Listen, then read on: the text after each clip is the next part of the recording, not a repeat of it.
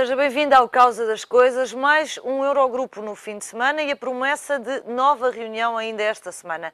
As bolsas animaram com a expectativa de um acordo e por cá a coligação e o Partido Socialista tentam capitalizar no impasse europeu. A Grécia vista do ponto de vista da Europa e da política portuguesa na próxima hora com Manuel Monteiro e Raul Vaz. Olá. Olá.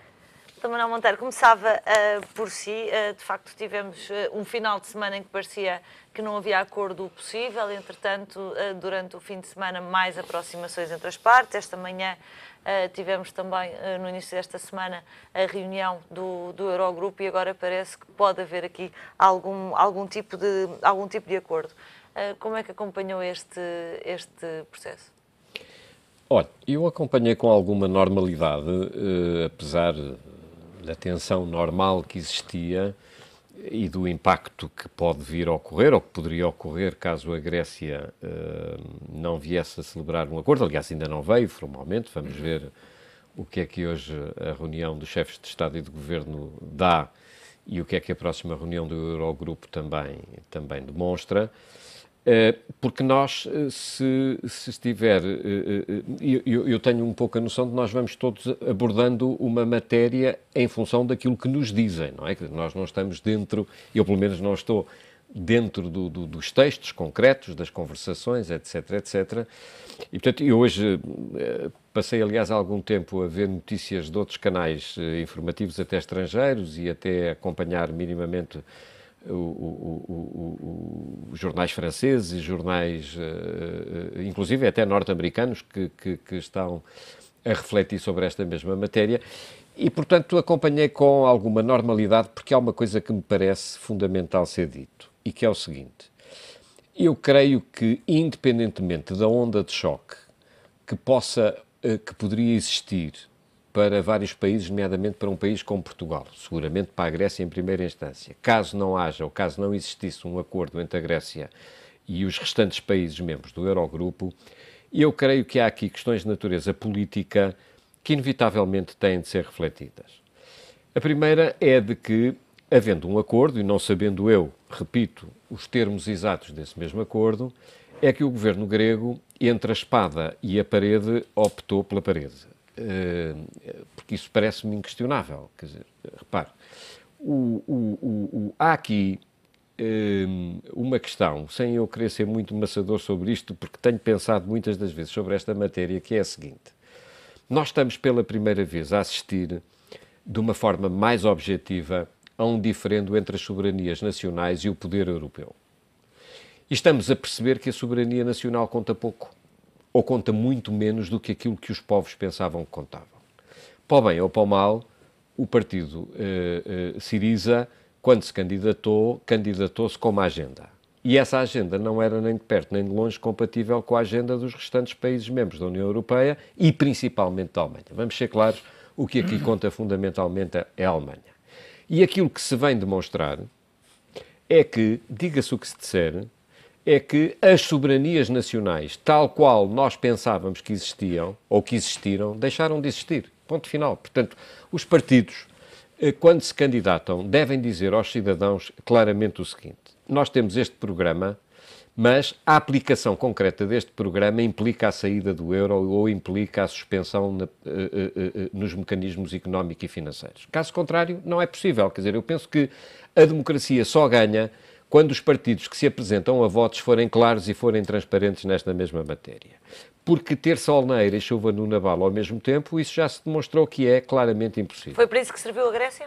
Foi para isso também que serviu a Grécia. Olha, nesse aspecto até foi positivo, porque veio demonstrar claramente que entre a soberania nacional, propriamente dita, e o poder alemão ou o poder do Eurogrupo, obviamente que faz fincapé o poder alemão e o poder do Eurogrupo. Agora, há aqui uma questão em abono da verdade, e com isso me calo, que importa perceber. Uma coisa é nós analisarmos as coisas face à situação atual. Outra coisa é tentarmos perceber como é que chegámos aqui. E importa recordar os nossos telespectadores, mesmo alguns que sabem disso, que a Alemanha nunca concordou que a Grécia aderisse ao euro. Esta coisa da Grécia, e até de países como Portugal terem aderido ao euro, foi uma pressão política de um país chamado França, que não queria e que obrigou a Alemanha, num certo sentido, aliás, o professor Ferreira do Amaral explica isso muitíssimo bem em vários dos seus trabalhos, em que aquilo que é dito à Alemanha é o seguinte: nós aceitamos a tua unificação, nós aceitamos que tu não cumpras os critérios que estão previstos nos tratados comunitários, precisamente fruto da inclusão da Alemanha do Leste, agora na Alemanha do Oeste, se assim podemos chamar, mas, em contrapartida, tu vais ter de aceitar politicamente países que não cumprem os critérios para poder entrar. E a Grécia era uma delas, era um deles. A Grécia não estava em condições de entrar no euro. E aquilo que é errado, e eu tenho as maiores dúvidas quanto ao futuro disto. Eu não sou favorável à União Económica e Monetária, mas de duas uma. Ou há uma União Económica e Monetária à séria, acompanhada de uma União Política à séria, e então isso significa que nós não deixamos a cada Estado a fantasia de pensar que governa como quer e que decide o que quer decidir. E aí temos, de facto, um Estado Federal, chame-se daquilo que se quiser chamar, ou então termos aqui uma mistificação em que se mantêm as soberanias nacionais para povos ou eleitores internos verem, quando na realidade estas soberanias nacionais não contam. E por outro lado temos euros que pretendem ser uma moeda única à semelhança daquilo que é o dólar nos Estados Unidos da América. Isso é impensável. E, portanto, mesmo que se ultrapasse esta situação, os problemas da Grécia vão se manter, a liberdade de atuação da Grécia vai constantemente ser questionada, amanhã eventualmente de outro país, enquanto a União Europeia não definir com objetividade qual o rumo quer. Ou quer uma união de cooperação com soberania, é o meu caminho, ou então quer verdadeiramente uma união unida. Unida no sentido federal, não só sob o ponto de vista político, mas também sob o ponto de vista económico ou monetário. Raul, se calhar importa, independentemente de termos um acordo no final da semana ou não, que até parece mais ou menos provável nesta fase, começar também a pensar nas ilações que se tira disto. Descobrimos agora, nesta altura do campeonato, que afinal a Grécia tinha muito pouco de europeia ou de zona euro quando se olhou para as contas, ou descobrimos uma Europa que afinal quer ser outra Europa e não aquela que se constituiu quando se começou a desenhar o projeto da CE? Pois, eu penso que não descobrimos muito de novo, mas estamos a viver algo de novo, ou seja, sabíamos perfeitamente, como o Manuel Monteiro diz muito bem, que havia economias que não estavam preparadas para entrar no euro, porque são economias diferentes de economias como a Alemanha, como a Finlândia, como a Holanda, e portanto há aqui um gap que é difícil de unir através de algo que não tem possibilidade de união. Mas estamos a viver algo de novo, que é de facto um choque político entre países que partilham um espaço comum e partilham uma moeda comum. Repare-se neste pormenor, que aliás revela alguma hipocrisia do que é estas jogadas de bastidores da política. Ao mesmo tempo que o chefe do governo de Atenas vai a Moscovo, e foi a Moscovo, não foi há 2 semanas, foi a Moscovo agora, estes últimos dias, falar com o Sr. Putin, fazer acordos com o Sr. Putin, vem depois a Bruxelas tentar acordos com a sua família política e a sua família financeira. Portanto, estamos a viver, de facto, um tempo novo em função destas circunstâncias. Agora, eu penso que se houver um acordo no fim desta semana, é bom para a Grécia, é bom para os gregos e provavelmente não é mau para a zona euro. Agora, é uma questão que provavelmente também, este problema provavelmente só se adia. Ou seja, até que ponto é que a Grécia, porque as coisas não se alteraram, ou seja, não é por a Grécia aceitar alguma austeridade, que eu penso que vai ter que aceitar, e provavelmente a Europa, os países, os credores aceitarem algum perdão de dívida a posteriori, portanto isso num contexto de um terceiro resgate, chame-se o que se chamar. Num contexto de um terceiro resgate, chame-lhe o que se chamar, haverá provavelmente para a Grécia aceitar mais austeridade num primeiro momento, quererá num segundo momento retirar alguma pressão financeira da sua dívida. E isso chama-se perdão de dívida. Mas quer dizer, o problema permanece lá, ou seja, a desintonia entre as economias permanece. Como é que isto se resolve? Com mais solidariedade? Certamente que se resolveria melhor. Com os países mais ricos a financiar os países mais pobres? É uma solução. Agora, esta Europa, e eu que não partilho do pessimismo do Dr. Manuel Monteiro, mas tenho o realismo de olhar para ela como uma construção muito difícil e provavelmente inacabada, permanentemente em construção. Até que ponto é que isto se vai aperfeiçoar ou não no tempo, só a política o poderá dizer, e só a vontade dos políticos o poderá construir, impondo algumas regras às suas opiniões públicas. E aí está a dificuldade. Repare-se que hoje em Atenas há manifestações pró e contra. Ou seja, há quem não queira aceitar este desenho de pré-acordo que se está a desenhar em Bruxelas e há quem esteja a favor desse acordo. Há uma sondagem, para situar aqui um bocadinho esse tema também, há uma sondagem que diz que 57% dos gregos prefere um mau acordo a uma saída da Grécia e do euro, mas de facto, como diz, desde ontem, desde o fim de semana e prolonga-se durante esta semana, os protestos são não queremos ceder. E a sociedade grega está profundamente dividida em relação a esta questão. Como é que este problema se ultrapassa? Enfim, eu penso que o Syriza não quer antecipar o calendário eleitoral, não quer um referendo a esta questão, porque se o quisesse, julgo que já o tinha jogado politicamente e nunca o jogou, deixou apenas que essa dúvida se instalasse no espaço europeu, e, portanto, quer manter-se no poder e está a aceitar estas condições, obviamente, depois dizendo aos gregos que, apesar de tudo, nós conseguimos um perdão da dívida, num tal terceiro resgate ou numa circunstância que venha a seguir. Agora, isto é evidente que para a sociedade grega é uma divisão profunda, consequências é que isto vai ter. A Rússia, como eu disse, está muito atenta a esta questão, os Estados Unidos estão preocupados com esta questão e mesmo os países de leste, ou seja, aqueles países que saíram da esfera de influência da União Soviética, também olham para isto com alguma perplexidade porque estão na União Europeia.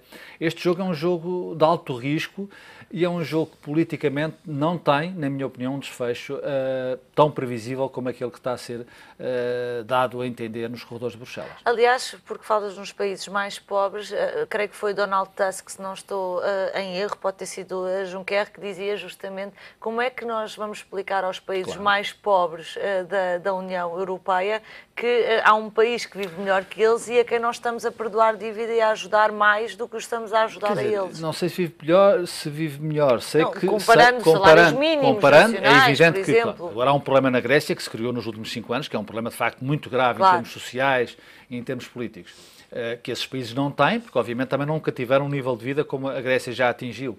Agora, é evidente que isso é uma dificuldade acrescida. Como é que as opiniões públicas, numa Europa que de facto não vive à mesma velocidade, aceitam tratamentos diferenciados? É o que está a acontecer. E é o que vai acontecer. Como é que, inclusive, países que estiveram sob resgate, estou a falar de Portugal, da Irlanda, vão, no futuro, no terceiro resgate, se a Grécia o tiver, enquadrar, na sua opinião pública, o benefício que a Grécia vai ter nesse terceiro resgate, se ele acontecer, o que parece que está a ser construído. Portanto, é uma dificuldade acrescida e é uma dificuldade que a política não sei se terá ferramentas e capacidades para resolver. Ou seja, podemos estar a construir um problema diferente na Europa, que ele existe, está adormecido, mas podemos estar a acordá-lo. E isso pode ser complicado no futuro. E quando pensamos um bocadinho na constituição do projeto, que foi não tanto a zona euro, mas a União Europeia, havia uma vontade, até pelas circunstâncias históricas do Dr. Manuel Monteiro, uma vontade inequívoca de pertencer a um projeto comum à Europa. E agora, com a Grécia, fica um sabor, um amargo de boca, é um casamento por conveniência, é uma obrigação de estar juntos, é uma espécie daqueles casamentos onde não há dinheiro para divórcios, que fica nesta relação da Grécia com o resto dos países. Desde o início, e importa, por vezes, dar uma visão, dar uma volta pelos documentos mais antigos. Desde o início, o chamado projeto europeu, nunca foi unanimista, mesmo naqueles que queriam a construção da Comunidade Económica Europeia. Em determinado momento, as propostas, por exemplo, de homens como Monnet e como Schuman, não eram exatamente iguais às propostas, por exemplo, do primeiro-ministro francês da época. O primeiro-ministro francês da época considerava que nunca poderia fazer-se uma Europa que permitisse a entrada de países que não salvaguardassem os direitos sociais das pessoas.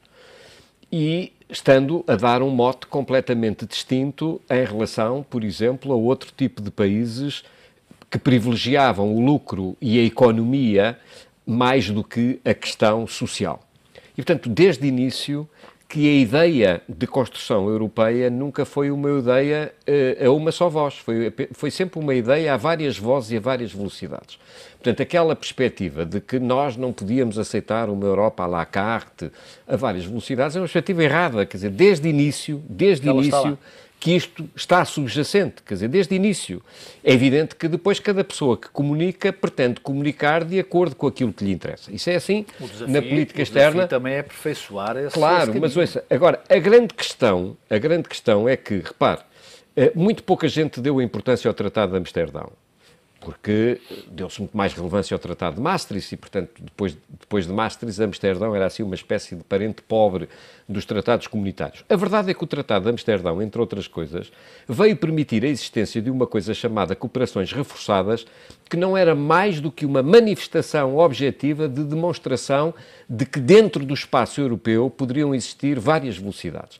O país A podia-se aliar, por assim dizer, ao país B numa cooperação reforçada em matéria de justiça. O próprio euro não é uma moeda de todos os países membros da União Europeia, e não estou a falar apenas daqueles que entraram e que pediram para ela aderir, estou a falar de países que já estavam antes da moeda única ter entrado em vigor e que pura e simplesmente não aceitaram, a Suécia, a Dinamarca, para não falar, obviamente, do Reino Unido.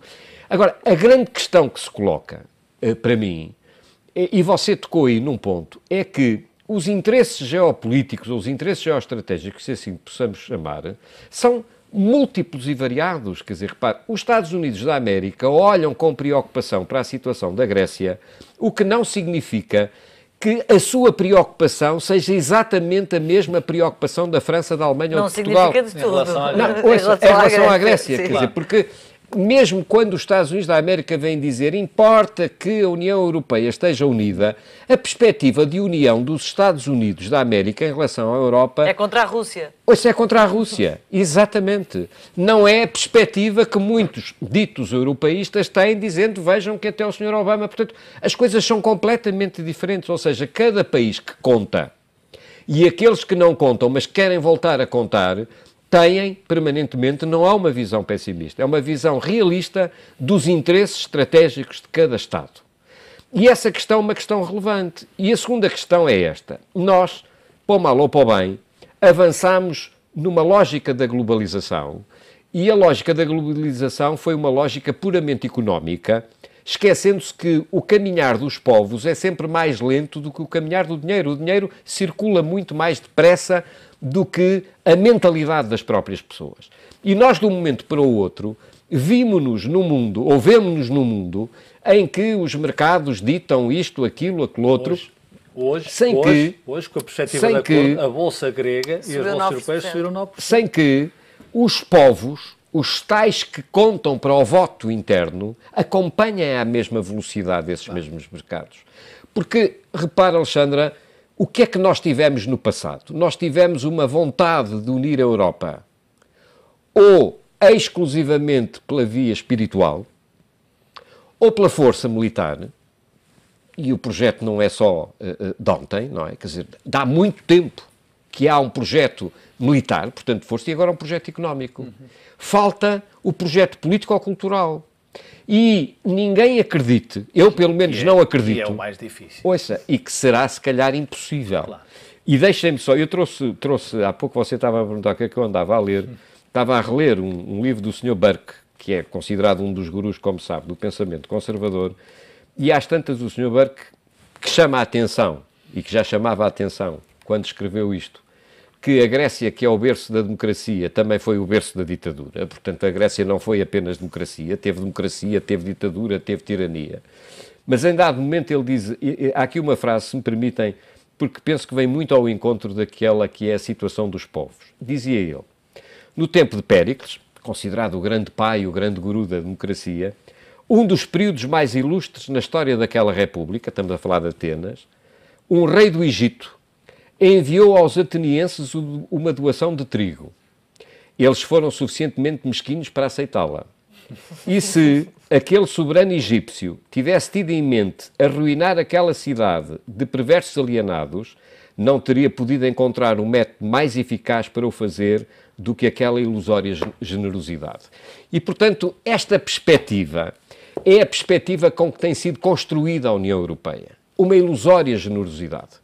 Porque não há uma generosidade genuína daquela que existe de mãe para filho ou que pode existir dentro do mesmo país. Porque a soberania alemã, que eu tenho de compreender, os alemães que votam dizem assim, então, mas agora temos que estar a sustentar uns senhores que divertem-se e não trabalham tanto, porque eles têm uma lógica diferente da nossa. Uma lógica completamente diferente da nossa. A tal Europa, e com isto muitas vezes não corresponde rigorosamente à verdade. Exatamente, gostava de... Deixe-me interromper neste ponto, exatamente por isso. É porque vimos Angela Merkel ainda hoje a falar sobre, na coligação, nós queremos que a Europa fique no euro, e refere-se a Wolfgang Schäuble especificamente, quase como dizendo isto não é só a minha opinião, é a opinião de todos aqui dentro. Angela Merkel, feitas bem as contas, àquilo que ela tem dito, talvez seja uma mulher solidária no meio disto tudo. Eu acho que tem sido a grande referência de um equilíbrio possível. Até talvez nos últimos tempos, e quando esta crise grega se manifestou de uma forma mais evidente e mais dramática nestes últimos meses, quando de facto os dirigentes da Grécia tiveram um comportamento que é conhecido de todos, quer dizer, um parênteses, quer dizer, acho impensável. Aliás, acho que o Varoufakis pode ser um homem muito inteligente, muito preparado em termos económicos. Agora, é um homem que não tem nenhum respeito pelo exercício do poder e da relação com as causa pública, da responsabilidade política. Pelo povo grego. É preciso dizer que a pessoa não se senta no chão. Quer dizer, a pessoa não anda de gola levantada em certos locais, em certas... As batalhas não são essas, não é? Pois, exatamente, as batalhas não são essas. Dito isto, a senhora Merkel tem um comportamento absolutamente distinto. Era onde eu queria chegar. Até inclusive em relação ao seu parceiro de coligação, o Ministro da Economia, que é o líder do SPD, até já se aborreceu mais com os gregos do que a própria senhora Merkel. E o Sr. Schäuble também provavelmente não morre de amores pelo seu homólogo grego, o que eu compreendo com uma grande facilidade. E, portanto, Angela Merkel tem sido neste processo, eu tenho observado e tenho aqui dito isso, numa posição muito equilibrada. Convenientemente, Raul. Convenientemente, certamente. Provavelmente a sua experiência na Alemanha, na outra Alemanha, contribui também para essa posição de equilíbrio e de alguma contenção verbal. Se calhar também não é por uma generosidade autêntica que o papel do polícia bom e do polícia mau. Não sejamos, claro. Não temos ilusões, não sejamos ingênuos. Claro. Eu estou a dizer o resultado. Claro. O resultado exige uma determinada ação política, onde eu quero chegar. Não estou a dizer que a senhora Merkel morra de amores ou faça tudo na vida para que a Grécia não saia do euro. Certamente não irá para além dos seus próprios limites, que é a defesa das suas propostas políticas em relação à sociedade em que tem responsabilidades diretas. Agora, evidente, tem tido um comportamento, na minha opinião, que tem contribuído para que haja alguma possibilidade de, pelo menos, esta fase de maior turbulência seja ultrapassada. Agora, se isso é remédio para todos os males, é evidente que eu tenho a maior das dúvidas. Soubesse ela, ainda estaria a negociar com Samaras e não teria deixado tudo chegar aqui. Mas isso, provavelmente, a política tem isso. Provavelmente isso não seria possível. Provavelmente isso não seria possível, porque a sociedade grega já estava noutro comboio, noutro andamento, e o Syriza teria que provavelmente passar pelo poder como está a passar.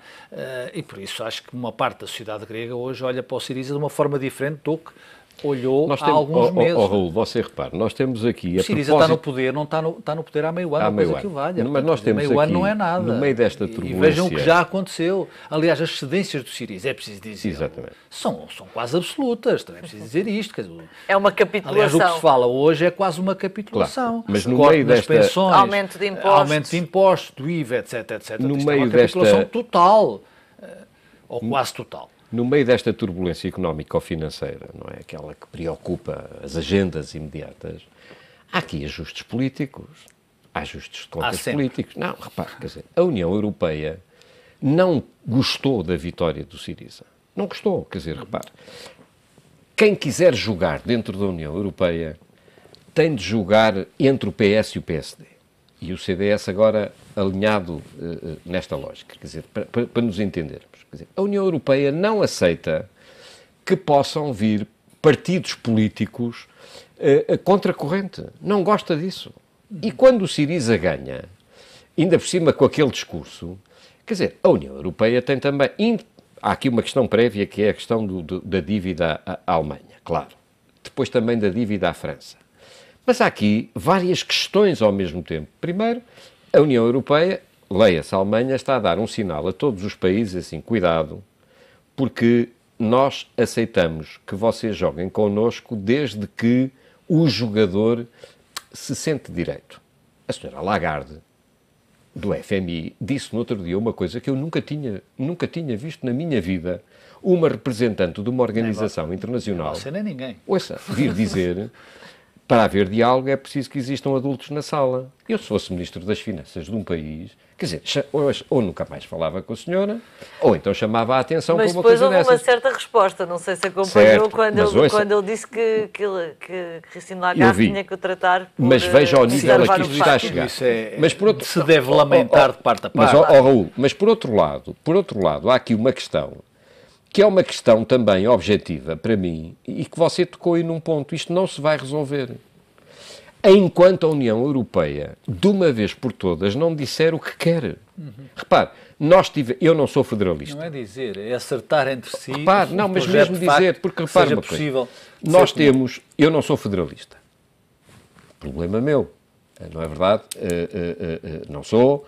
e não sou federalista porque não acredito na viabilidade de uma Europa que funcione como funciona nos Estados Unidos da América.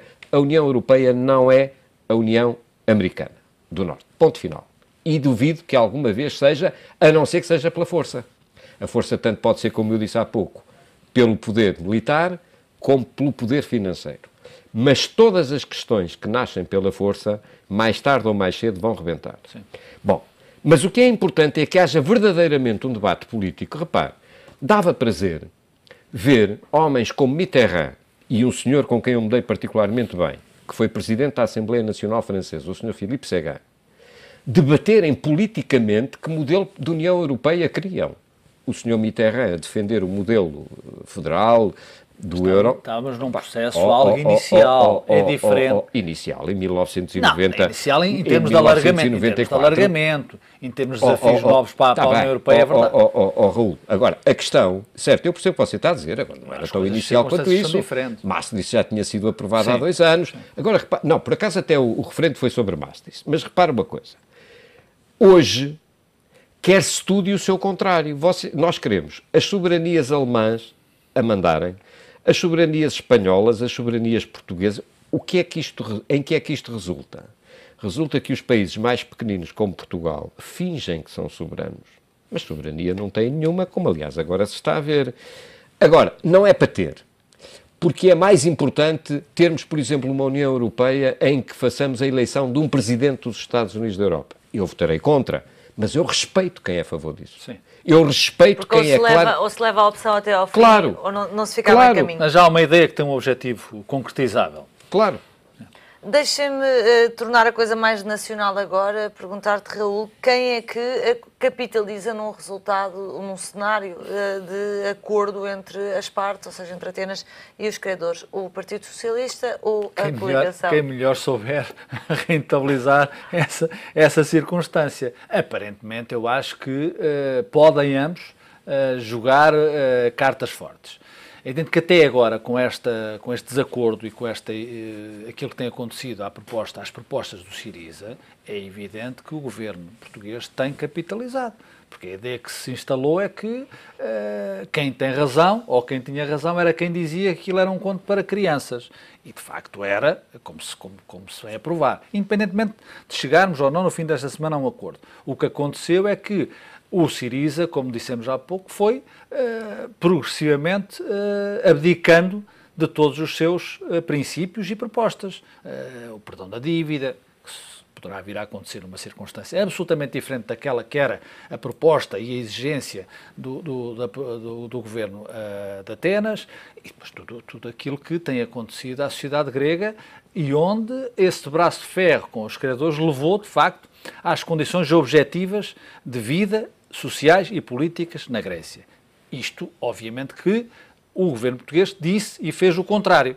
Ou seja, foi negociando, cumpriu, fez o processo de ajustamento, a Troika foi-se embora, pelo menos naquela imagem que foi vendida pelos partidos da coligação, e, portanto, tem capitalizado e, inclusive, julgo que isso tem algum reflexo nos últimos estudos da opinião, que pela primeira vez dão o estudo da Universidade Católica, conhecido a semana passada, que deu a coligação, embora um empate técnico, mas ultrapassar ligeiramente o Partido Socialista. O que era, há coisa de uns meses, provavelmente poucas pessoas acreditaram nisso. Ou seja, até agora as condições objetivas são benéficas para as propostas e a mensagem política que a coligação Mas tem. essa sondagem, para situar, acontece numa altura em que quase a Grécia está à borda fora, se me é permitida a expressão. Agora, poderá haver uma inversão e isso poderá possibilitar, ou seja, um acordo.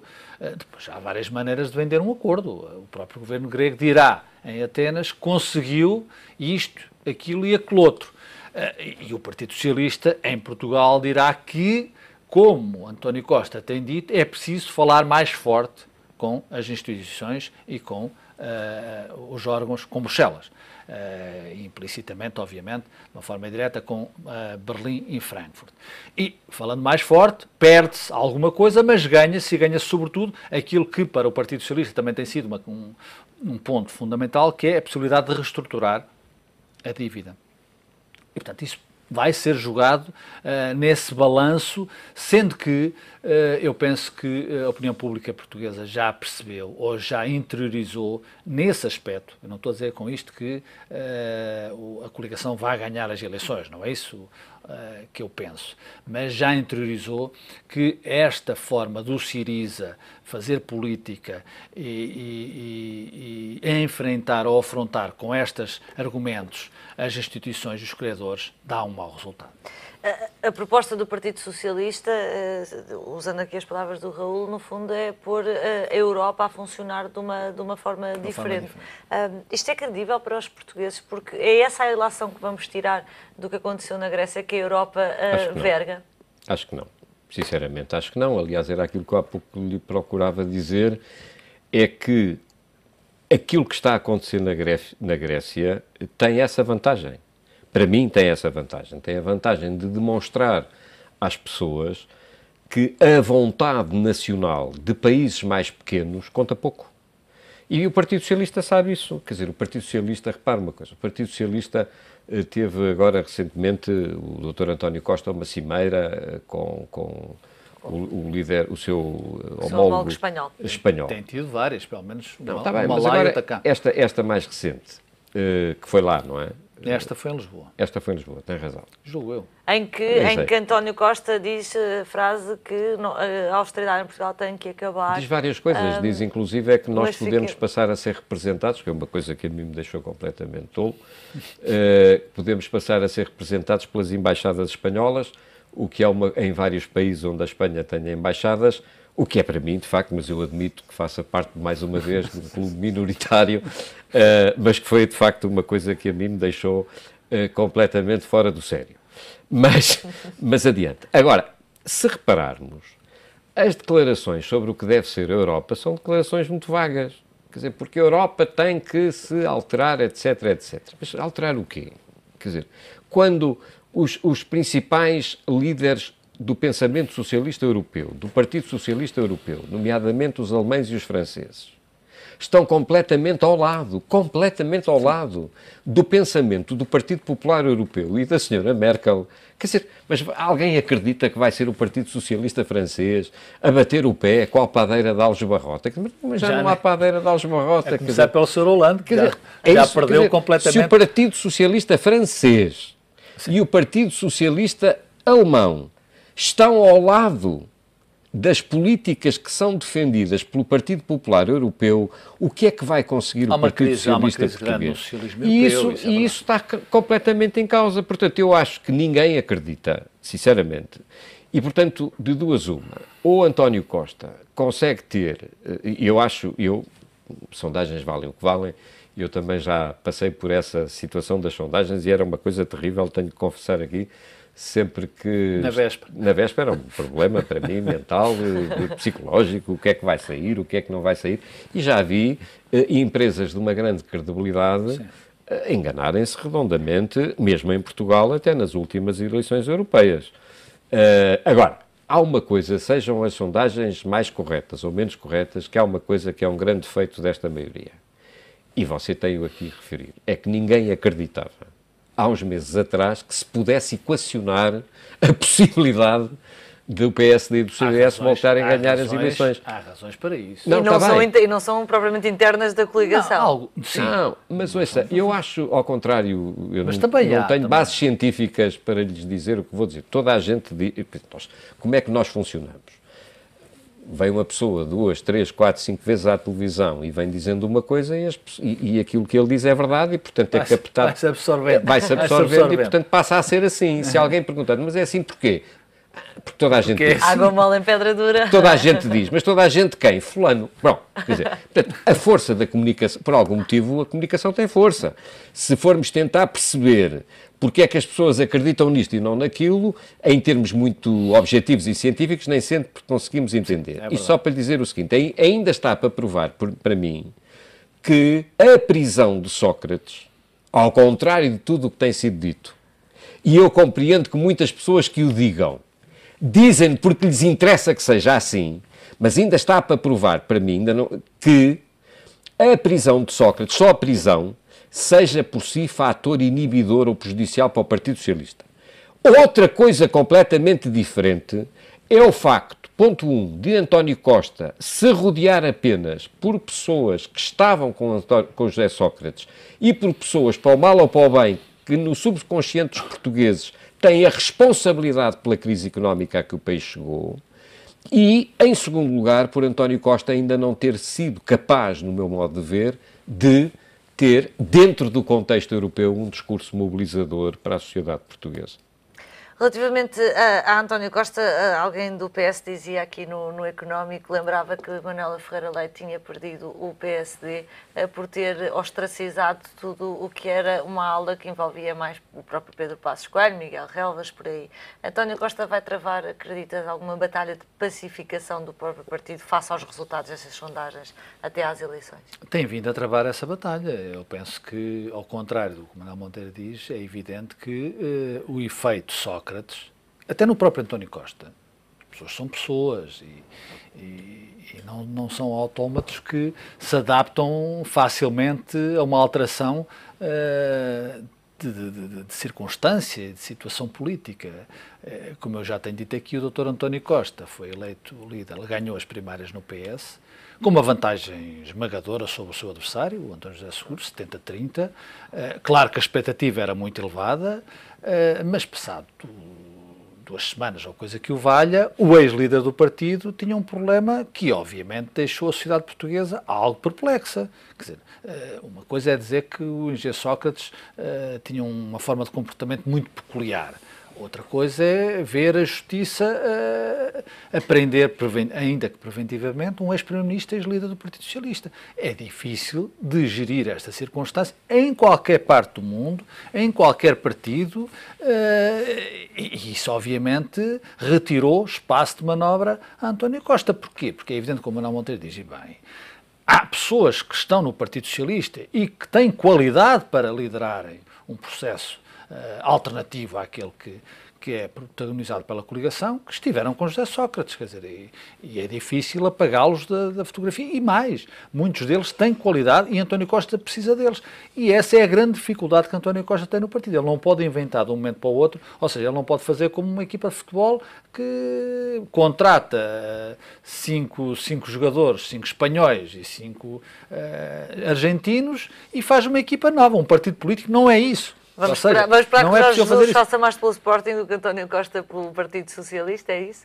É mais fácil, em certas circunstâncias, é mais fácil a Jorge Jesus, mudar o Sporting do que António Costa ter enfrentado estas contrariedades objetivas. Porque há pouco dizias que o socialismo europeu estava em crise por causa do Hollande, por causa do Syriza. Por causa de tudo aquilo que foi proposto à sociedade europeia, às várias sociedades europeias, e não foi conseguido, a começar por Hollande, e agora com o próprio Syriza. Posso-lhe fazer... Dá-me licença. Com certeza. Quantas pessoas já lhe disse, eu percebendo o que você diz, quantas pessoas já lhe disseram assim, se é que me pode responder, claro, bem entendido.